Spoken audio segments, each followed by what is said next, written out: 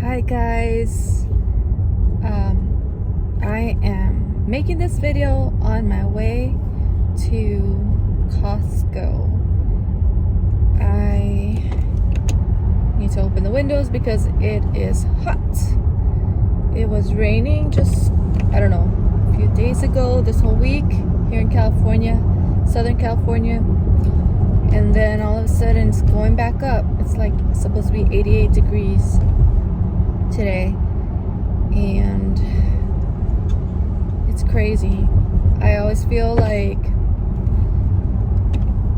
here in California, it's like you're trying to leave a bad relationship. This whole leaving summer here in California, it's like it's not just a easy transition, but it's like I'm not ready to leave. So it's like, oh, finally the weather's going down. It's starting to feel like fall because it is fall already, but it's like all of a sudden, nope, I'm back. Like summer does not want to leave. Fire truck.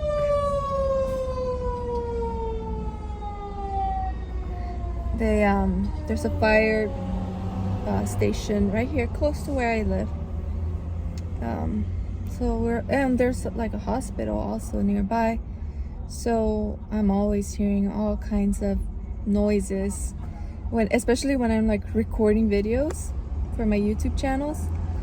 And also there's a airport nearby too. So there's like helicopters and all sorts of noises here where I live. So anyway, going to Costco because I need to make some lunch and I don't have the meats. So my kids stayed home with their dad who works from home. He's on his lunch break. And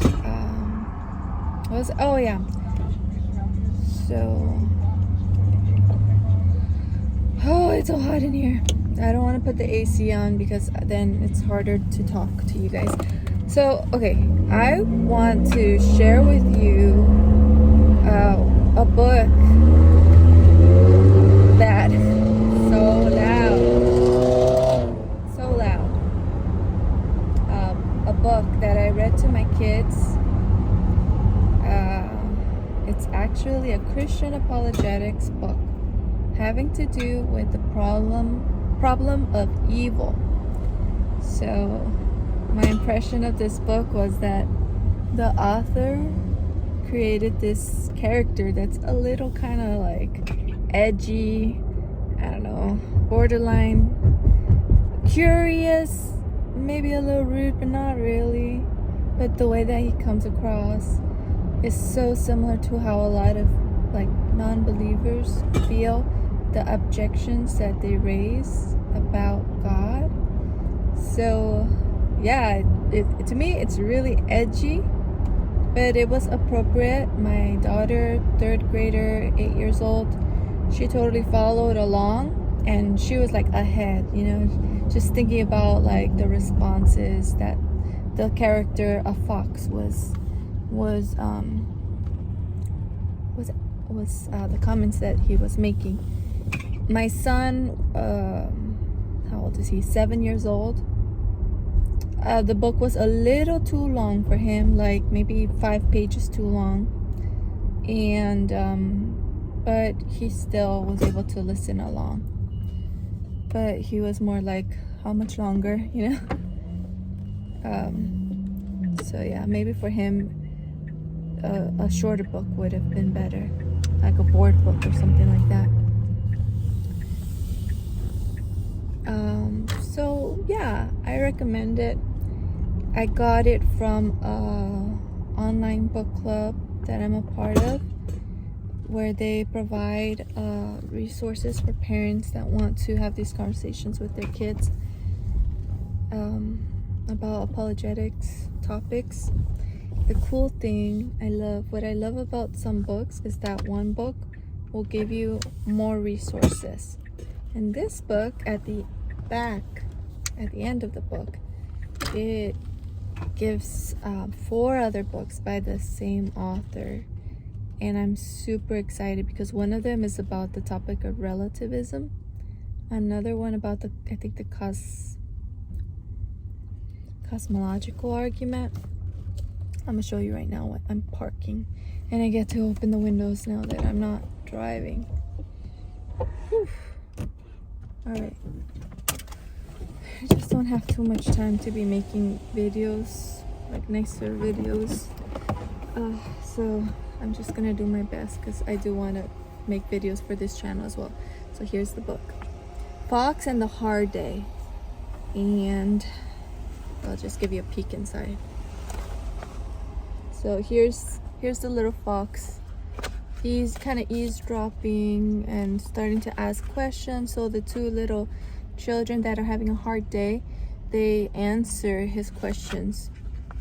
And here's the back. 4 books that I'm so excited to get. So one of them is Pig and the Accidental Oink. Pig, oh my gosh, I live in a super loud place.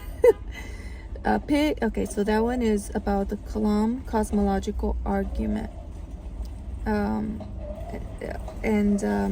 Then the next one is Chameleon's Can of Worms, and that one's about the defense against relativism. The other one is Possums and the Early Tomb, Defending the Resurrection, and Pitfalls, a quick guide to logical fallacies for families. So I am totally excited. And look, they have a website here too, articles, videos, resources. I wonder how updated this information is. So the book club recommended this book, and then I'll link the book club in the description if you want to also join. It's very family friendly. It's for homeschoolers or for just parents that don't homeschool. And it gives a recommendation for little ones for that month's book recommendations. This is the little ones book recommendation. Then it also provided another book also on the topic of the problem of evil, which I'm going to start reading with Sadie, incorporating it into her reading time. So she'll be reading that, and we'll be also like continuing the topic with her. And then there's another book that was recommended for parents. So I'll read a little bit of each of them just to kind of wrap up the recommendations on this video. But then as I make other videos, I'll like talk to you about those books, maybe when I'm done with the books or as I go along. Maybe there's something I want to share with you. Okay, so there's that. Now I'm going to go to Costco, and we'll see. Maybe this is the whole video and maybe it's not. We shall see.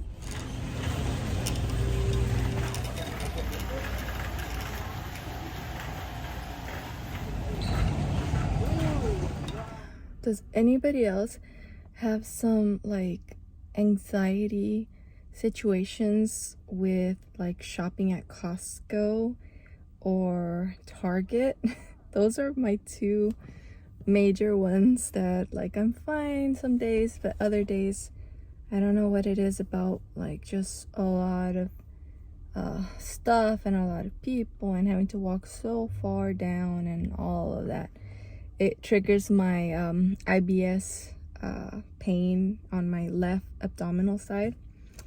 But anyway, there is this guy outside. I'm gonna turn on the AC or I'm not gonna make it in this car. Let me just lower it. Is that lower?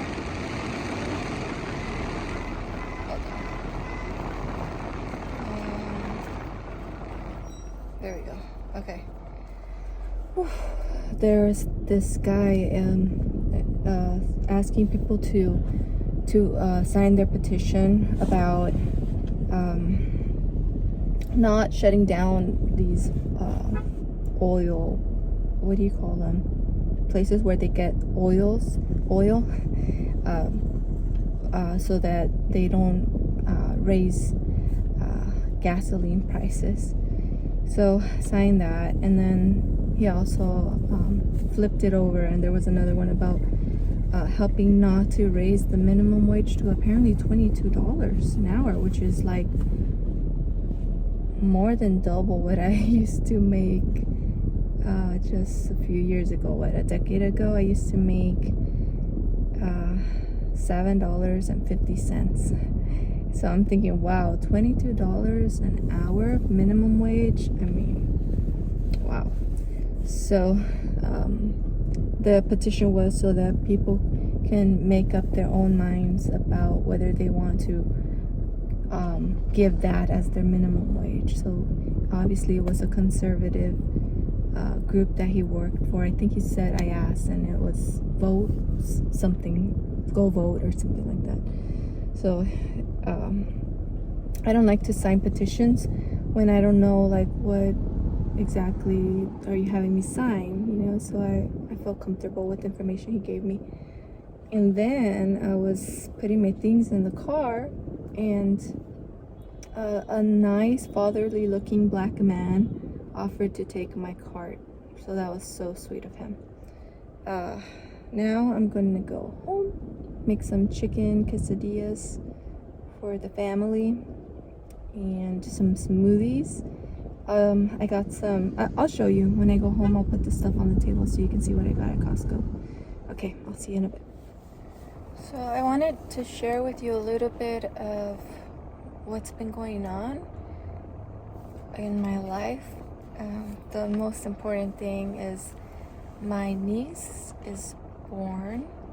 She was born. My big sister had her first baby, and so that's super special. And she was born on the 13th, so she and I are 13 babies. I was born on March 13th, and she was born on October the 13th. So that was intense. It was intense for me, not even being in labor, but it was really intense. So that took some priority this week, helping my sister out as much as we possibly could.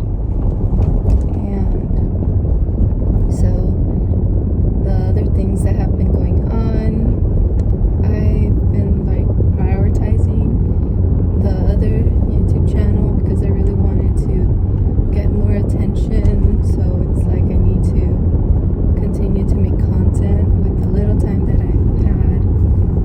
That's Susan Morales. That's my Bible, Apologetics, Christian Life YouTube channel. So one thing that came up was someone asked to do an interview for his YouTube channel. And so I did that on the weekend, and I'm so excited to see it. Another thing that's been going on, just a little discouragement, as is common on social media, or just as is, it comes with the package of creating content online, criticism, things like that, expectations. So I've been dealing with that, but everything's good. God is good. What else has been going on? I feel like there are other things that I'm forgetting to talk about.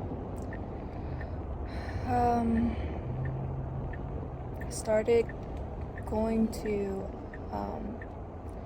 my church's women's study. I missed it today, unfortunately, because last night was rough.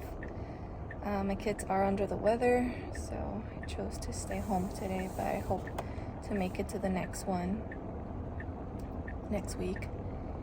And another thing, we've been coordinating for the Women's Christian Apologetics online book club.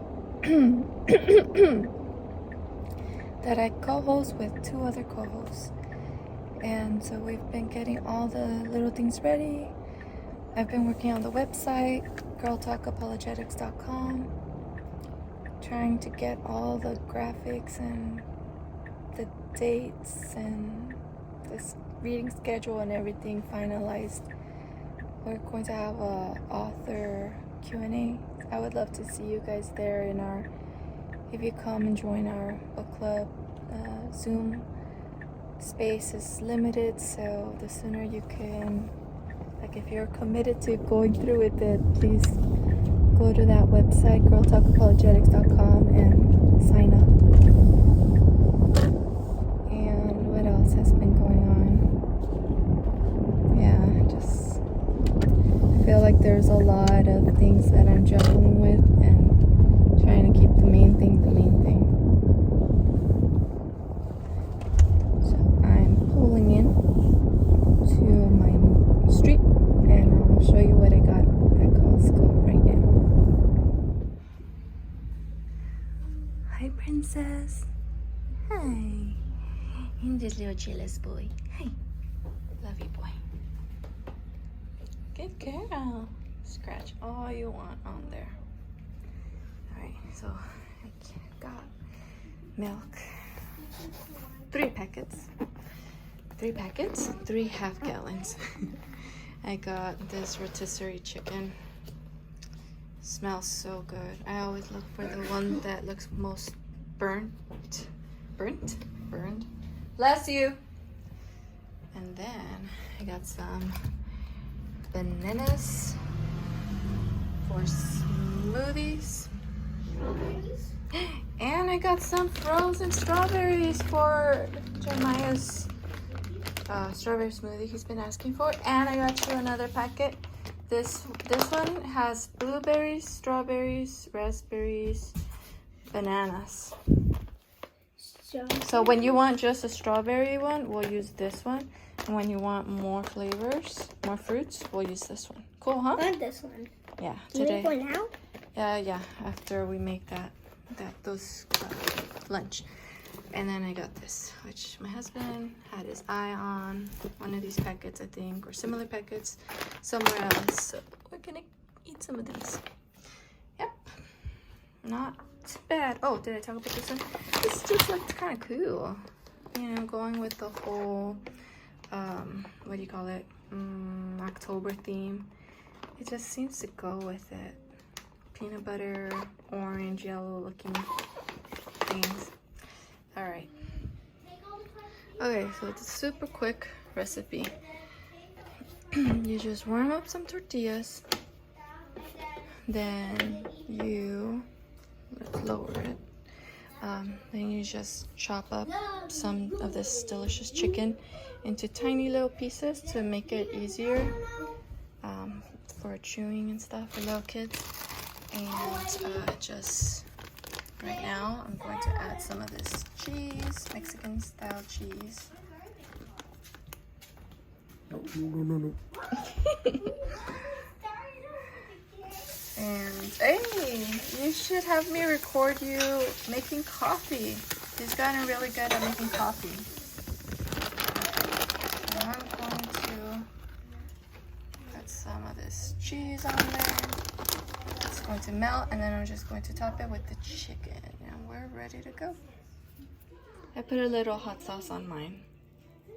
What? You didn't have the thing inside there. I forgot this. Okay. It's not going to blend without this. Can you believe it? You forgot it.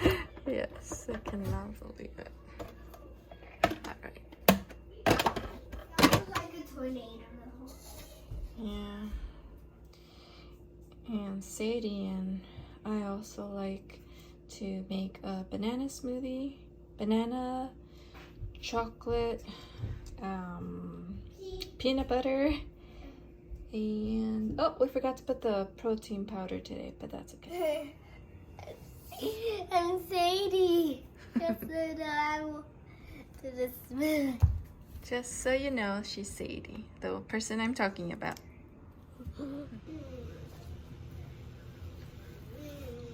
4 red balloons.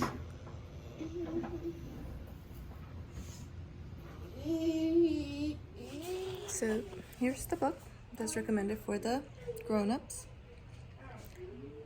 Why Does God Allow Evil by Clay Jones. Apparently, it is recommended in the beginning, endorsed by Lee Strobel, J.P. Moreland, J. Warner Wallace, Sean McDowell. Those are the people I know. William Lane Craig, Natasha Crane, all well respected people within Christian apologetics books. So a new name for me, and so far the book is talking about all that the book is going to be talking about, and sounds good. So far sounds good. I don't know if I'm gonna agree with all the little things theologically, because there's several views about for example, chapter 1, why do we suffer for Adam's sin? Why do bad things happen to good people? Are there no good people? What is the destiny of the unevangelized? How can eternal punishment be fair? Is free will worth it? Wasn't there another way? Will we have free will in heaven? That's the one I'm really interested about. And of course, these are like the, just gathering as much information from the Bible and developing a response to those questions, right? Believing that the Bible supports whatever we argue for. Will eternity be boring? How does eternity relate to our suffering now? How does suffering relate to our eternal occupation? That one sounds really interesting too. And this book reminds me a lot of another book that I have somewhere back there by Lee Strobel on the topic of heaven and hell. And so I'm interested in that whole topic. Let me show you the little book. This one is for not the little ones, but for the older kids. Why Does God Let Bad Things Happen by Chris Morphew. So we're going to be reading this right now. My daughter, she's going to be reading this with me. And let's see, who endorsed it? Anybody I know? Not really. She loves coming out in these videos, so we'll see. We'll talk about these books more as we read them. So I think we're gonna end our video here. Thank you so much for watching the whole thing. If you're still watching, please like and leave me a comment. Bye. Say bye. Bye.